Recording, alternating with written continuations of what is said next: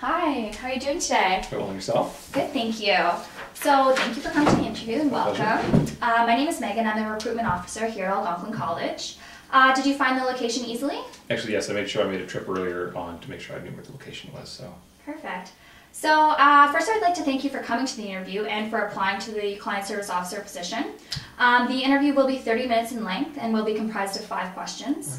I will be asking some get-to-know questions, background questions, situational questions, as well as some behavioral descriptive questions.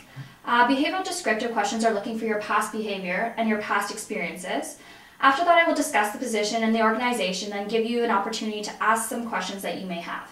Lastly, I'll talk about the steps in the process that will be coming, okay? Throughout the interview, I will be taking notes, so please don't be surprised if I look down or break contact. I just need to jot down what you're saying and how you would fit within the organization. You may ask for a question to be repeated, or you can ask to go back to a question at the end of the interview. There will also be an opportunity for you to ask questions at the end of our formal questions should you have any additional questions not related to the job. So, do you have any questions about how I'm going to proceed? not this time, no. Okay, perfect. So please help yourself to the water in front of you. Thank you. The first question, if you had to choose, would you consider yourself a detailed-oriented person or a big-picture person? I've been lucky enough that by virtue of the positions I've had in the past, I've had to actually have an exclusive sort of big picture versus detail-oriented kind of role. And the role that I have to say I prefer is the detail-oriented one. I find that it's easier to be on a detail level while keeping in mind the big picture role, as opposed to being on a big picture role and then breaking it down to the individual parts. As long as you're able to maintain a connection between the two, I think that's key. But for personal preference, I find being involved in the nitty-gritty, the whole day-to-day sort of operations as opposed to the global scheme is something that fits well to the types of tasks I'm used to dealing with and the type of personality that I have. Perfect. So tell me about a time when you had too many tasks and you needed to prioritize them. In several roles that I've had, there's been tasks that have competing priorities, as well as varying deadlines. Generally speaking, what I do is I make sure that I had a clear understanding as to what the tasks were by either working with colleagues that are involved in the project, working with supervisors or managers, or even in some cases subordinates to find out what roles they see certain tasks being played. And I work with those stakeholders to find out, what are the guiding principles as far as moving forward with the deadlines, the scope of the project, and things of that nature. One thing that I found that was key is being able to have that open line of communication for any understanding in case there's an adjustment or change, and having meetings, kind of standing meetings, just quick ones, just to make sure that there's an open line of communication and we have that type of update to make sure that my understandings are appropriate and that their expectations are the same. Great. So the client service officer position, you're going to be responsible for admission-like tasks, and often you're going to be speaking with departments and relaying information with departments.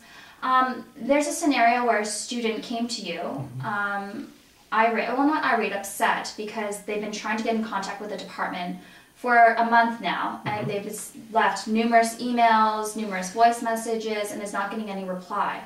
How would you go about rectifying the student's situation? Well, first thing I'd want to know is I'd want to find out who the student's been contacting to see if there's any background information there that I could glean from the student. It could be that the student's trying to get a hold of a single individual as opposed to the department at large. There could be other issues perhaps in regards to perhaps the method that the student's asking questions, the questions themselves the students are asking. That I'd want to understand just to make sure that I had a proper understanding of what the student's trying to do and how they're going about doing it. Given that I would expect that I'd have several contacts, I could then follow up to see if the individual or the area is available. It could be a question of annual leave, medical leave, perhaps he's no longer with the college, or it could just be a question of workload and being able to get back to somebody. So I want to find out which pathway the student's taking and then seeing what I could do to address that with answering the specific concern as to what it would be an update as opposed to actually saying, well, no, it's not an issue, because clearly the student seems that it is.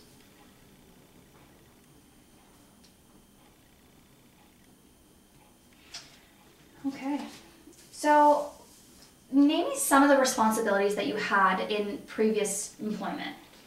I had been tasked with being in charge with the team in the past, so some of the key skills would be communication skills, organizational skills, conflict skills was something that came up quite frequently. We didn't fight a lot, but there's always this clash of characters and personalities. And as speaking with priorities, that was something that was key as well, is because we had a lot of rolling deadlines and priorities. Having the opportunity to be able to know how to address issues as they came up, those were the key types of things that I had to deal with.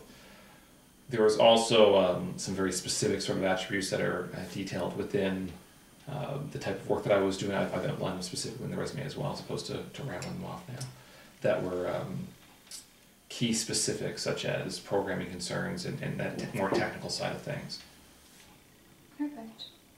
And finally, why do you think you would be a good candidate for this position? Initially, I wasn't sure whether or not this role would be appropriate for me or not for the role whenever I came across the job posting. But after having reviewed the job posting, the skills required for it, the expected delivery of services, I also looked at the job description to see what the day-to-day task would be. I felt that it would be something that would be worth investigating further, so I followed up with to see what the organizational goals were, core values. I discussed different issues with people who've worked at the college before, because I have a couple contacts here, to see what their opinions of the college were, what their feelings were with the institution. As well as I did a little bit more research as well as to what the department's specific requirements were, just to see that it was a proper match of what I would expect to be working in, because I have some professional, personal goals that I'm trying to work within, and that it would kind of match and stay within that kind of philosophy that I'm looking to work with. Perfect. So this does conclude the formal part of our interview. Do you have any questions for me? Yes. As I just mentioned, I have certain professional and personal goals that I'm trying to work, and I know that I'd love to be able to retire soon, but that's probably not in the cards for me. So. Although I expect to be in the position for quite some time, I would be curious about the opportunity for further growth, both within the department and within the college. So I'm curious as to what your take is and what your response would be to requests for either personal or professional development. We offer a lot of services for advancement within the institution. We have many opportunities for growth. There's personal development courses, seminars that we offer to all of our staff, as well as professional development. So things like various mentoring services and opportunities. We have cross-training, which basically allows you to know more about the college itself and the services that we provide. And it gives you a better idea of what we're looking for.